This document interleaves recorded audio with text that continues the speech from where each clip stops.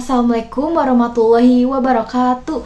Perkenalkan, nama saya Riasti Ambar Utami dengan NIM 230600253 dari Prodi PGSD angkatan 2023 kelas A4. Di sini saya akan membahas tentang iklim dan ISD. Nah, kalian penasaran gak sih apa itu iklim dan ISD? Perubahan iklim adalah perubahan jangka panjang pada pola cuaca bumi, seperti suhu, udara, curah hujan, atau musim. Nah, fenomena ini tuh bukan terjadi secara alami saja loh, tetapi juga bisa dipercepat oleh aktivitas manusia yang ada di bumi. Contohnya, penggunaan bahan bakar fosil, penebangan hutan, dan polusi industri dan juga kendaraan. Akibatnya, suhu bumi meningkat atau yang sering kita sebut sebagai pemanasan global.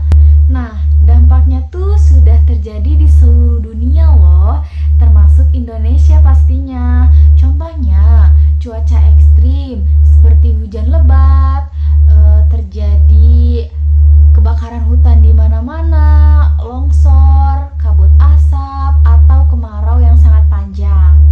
Nah, perubahan ini tuh bukan hanya berdampak pada lingkungan, tetapi juga perekonomian, kesehatan, dan kualitas hidup masyarakat.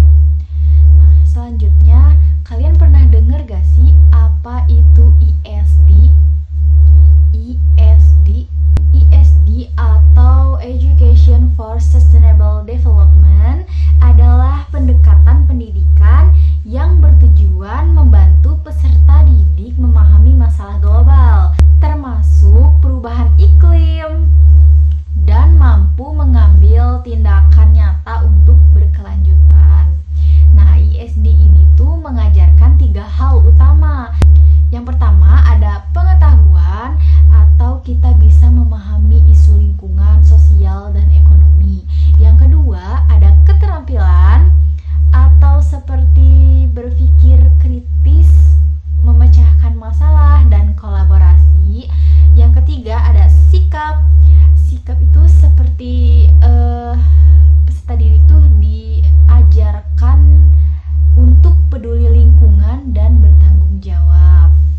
Nah, dengan ISD ini, peserta didik tidak hanya belajar teori, tetapi juga bagaimana menerapkan tindakan berkelanjutan dalam kehidupan sehari-hari.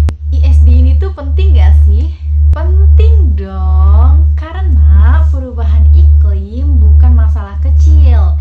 ISD ini tuh membantu kita lebih sadar dampak perilaku manusia. Nah, ISD ini juga bisa mampu mengambil keputusan yang ranah lingkungan, mendorong gaya hidup berkelanjutan seperti hemat energi dan mengurangi sampah, membangun generasi yang peduli bumi, dan siap menghadapi tantangan masa depan. Nah, pendidikan ISD ini adalah kunci untuk mengubah cara kita berpikir dan bertindak. Apa aja sih contoh tindakan nyata melalui ISD? Contoh tindakan nyata melalui ISD itu ada beberapa langkah sederhana yang bisa dilakukan siswa, guru, dan masyarakat loh. Seperti mengurangi penggunaan plastik sekali pakai. Nah, kita bisa aja membawa kantong sendiri untuk belanja gitu ya. Misalnya kayak kalau kalian lagi ikut mama belanja gitu ya, kalian bisa membawa tas sendiri yang tidak berbahan plastik. Nah, yang kedua, menghemat listrik dan air. Nah, kita bisa mematikan lampu dan air jika kita tidak membutuhkan atau tidak dipakai. Terus juga ada menanam pohon. Menanam pohon tuh bisa di rumah, di sekolah, atau dimanapun yang biasanya kita sebut itu sebagai reboisasi ya. Kalian bisa menanam banyak tanaman di rumah, misalnya menanam cabai dan lain sebagainya. Terus juga kita bisa mengolah sampah dengan 3R. Kalian sering dengar kan 3R itu apa? Ini 3R. Selanjutnya, kita bisa mengikuti proyek lingkungan seperti EcoBrick atau kebun sekolah atau bank sekolah ya. Nah, terus juga kita bisa menggunakan transportasi ramah lingkungan, atau kita lebih baik jalan kaki, yaitu sehat dan hitung-hitung juga bisa olahraga gitu. Nah, aksi kecil seperti itu tuh yang saya sebutkan tadi, jika dilakukan bersama-sama akan memberi dampak besar loh. Kita bisa lebih mencintai bumi kita dimulai dari aksi kecil. Nah, itulah penjelasan tentang perubahan iklim dan ESD.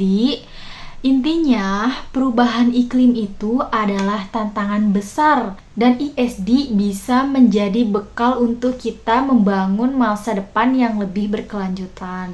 Semoga kita semua bisa mulai dari langkah kecil untuk menjaga bumi. Nah, segitu saja yang akan saya bahas. Mohon maaf bila ada kesalahan kata. Assalamualaikum warahmatullahi wabarakatuh.